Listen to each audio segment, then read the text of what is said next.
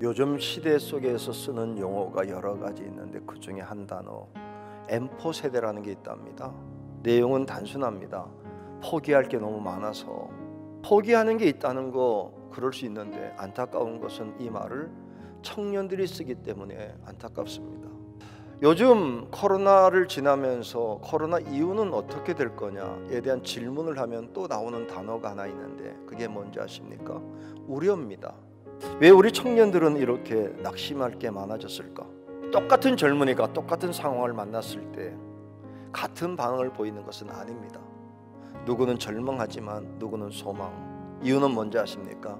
소망과 절망은 선택 조항이기 때문에 그렇습니다. 12명의 정탐꾼이 같은 땅을 보고 왔습니다. 그런데 10명은 부정적, 절망적, 낙심을 선언합니다.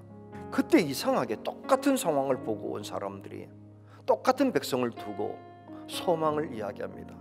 다행히 10명의 이야기를 듣지 않고 2명의 이야기를 듣는 바람에 미래를 향하여 앞으로 나갈 수 있게 됐습니다. 잠언의 말씀, 끊임없는 원칙 하나입니다. 잘 선택해. 똑같은 상황 속에서 절망의 돌을 잡을래, 소망의 지팡이를 잡을래. 살아계신 하나님 인도하는 인생 속에 소망 붙잡고 일어나서 달려갈 수 있기를 주의 이름으로 축복합니다.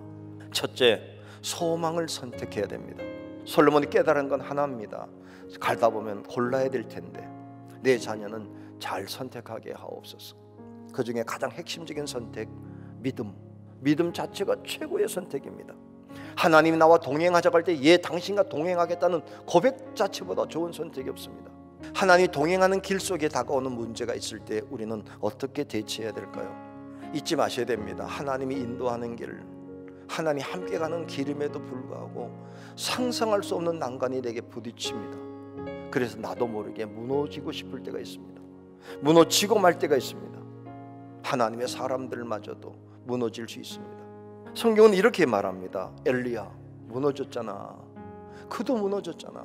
좌절했잖아. 낙심했잖아.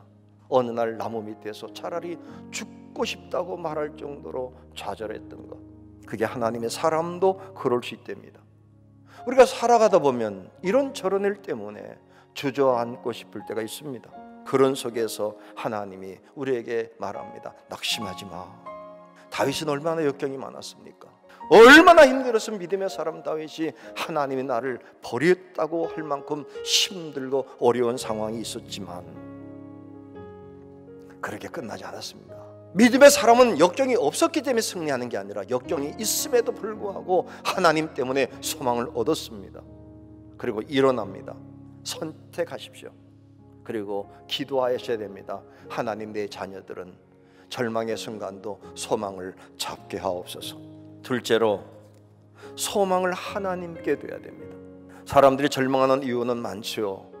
살아가다 보면 이런저런 이유 때문에 재산을 잃어서 낙심하기도 하고, 건강을 잃고 마음이 무너지기도 하고, 광야를 만나서 좌절한 사람은 애굽으로 돌아가고 싶은 마음이 들기도 합니다. 어떻게 하면 그런 문제가 닥침에도 불구하고 앞으로 전진할 수 있을까요? 어떤 사람이 이렇게 말합니다. 조금 쉬어. 어떤 분은 이렇게 말합니다. 다른 방법으로 시도해봐. 그러면 될 거야. 근데 성경은 그렇게 말하지 않습니다. 쉬는 것도 필요하고 다른 방법도 인정하지만 가장 기본적인 방법, 하나님을 바라봐. 문제를 바라보지 말고 문제를 해결하시는 하나님을 바라봐. 믿음의 사람들이 다 어려운 가운데서 일어났던 가장 중요한 이유입니다. 풍랑을 보는 것이 아니라 풍랑을 잠잠케 하시는 예수님을 바라보는 믿음, 그리고 난 뒤에 그 주님 바라보고 기도. 예수님도 우리에게 소망 주십니다. 힘들고 어려울 때 말합니다. 믿음의 주여 온전케 하시는 예수를 바라보라. 그게 저와 여러분의 믿음이 될 수 있기를 주의 이름으로 축복합니다. 더 중요한 것은 동시에 귀를 하나님의 음성의 채널에 맞춰야 됩니다. 수많은 소리가 내게 들릴 수 있습니다. 세상의 소리를 들으면 염려가 되지만 그 속에 들려오는 하나님의 소리를 들으면 위로의 소리, 소망의 소리가 들립니다. 디모데후서, 하나님 우리에게 주신 것은 두려워하는 마음이 아니요 능력과 사랑과 절제의 마음이다. 그래서 주님 바라보고 시선은 주님께, 귀는 주의 음성에 그때 하나님의 소망이 나타나게 될 줄로 믿습니다. 하나님이 주시는 소망을 가져야 됩니다. 살아계신 하나님 만난 사람들의 공통점, 그들의 가진 목표는 단순한 희망 아닙니다. 말씀, 언약의 근거한 굳건한 소망입니다. 자, 절망하는 건 진짜 문제지만 욕망을 가지고 사는 것은 더 문제입니다. 하나님께 구하는 건 맞는데 하나님이 싫어하는 걸 구한다면, 자, 잠언 10장이 이렇게 말합니다. 여호와께서 의인의 영혼은 줄이지 않게 하시지만 악인의 소욕은 물리친다. 소망도 악인의 소망이 아니라 의인의 소망. 하나님 뜻에 합당한 소원이 뭘까요? 제가 참 좋아하는 빌립보서 2장 13절, 너희 안에 생하시는 이는 하나님이시니 자기의 기쁘신 뜻을 따라서 우리의 마음속에 소원을 두고 행하게 하신다. 다윗 이런 기도를 합니다. 나의 하나님이여, 주께서 종을 위하여 왕조를 세우실 것을 이미 듣게 하셨으므로 주의 종이 주 앞에서, 이 기도로 간구할 마음이 생겼습니다. 다윗은 성전 지으려는 마음을 가졌을 때 짓지 말라고 하시지만 너에게 축복한다는 약속의 말씀을 듣고 보니, 말씀을 듣고 보니 이런 기도의 마음이 생겼답니다. 하나님의 뜻에 맞는 소망은 하나님이 친히 이루어 주신다. 그래서 하나님이 책임지는 기도가 되어야 됩니다. 하나님의 사람들이 하나님께 허락받았고 이뤘던 소망이 많은데 다양합니다. 땅에 대한 소망도 있습니다.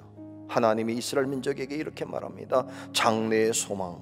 그런데 자, 왕이 되어서 땅도 많이 차지해봤고 뛰어난 사람도 되어봤을 때 솔로몬의 기도는 무엇일까요? 악인은 그의 환난에 엎드러져도 의인은 그의 죽음에도 소망이 있다. 살아가는 동안에도 꿈을 이루게 하시지만 죽고 나서도 이루는 소망. 왜 우리가 예수님께 소망돼야 됩니까? 하나님이 세상을 이처럼 사랑하사 독생자를 주었으니 이는 그를 믿는 자마다 멸망하지 않고 영생을 얻게 하려 하심이라. 남들은 소망 없이 살지만 우리는 소망 가져야 되는데 그 소망도 약속 때문에 갖는 소망이 된다면 하나님이 책임지게 될 것입니다. 내 자녀들과 우리 부강의 모든 자녀가 살아가는 동안에 많은 난관에 부딪히게 되겠지만 그 순간에도 둘, 절망의 무거운 돌덩어리 어깨에다 매는 자가 아니라 소망의 지팡이를 잡고 힘차게 달려가다가 천국 앞에서 지팡이를 휘들고 영광을 돌리는 그런 자녀가 될 수 있기를 주의 이름으로 축복합니다.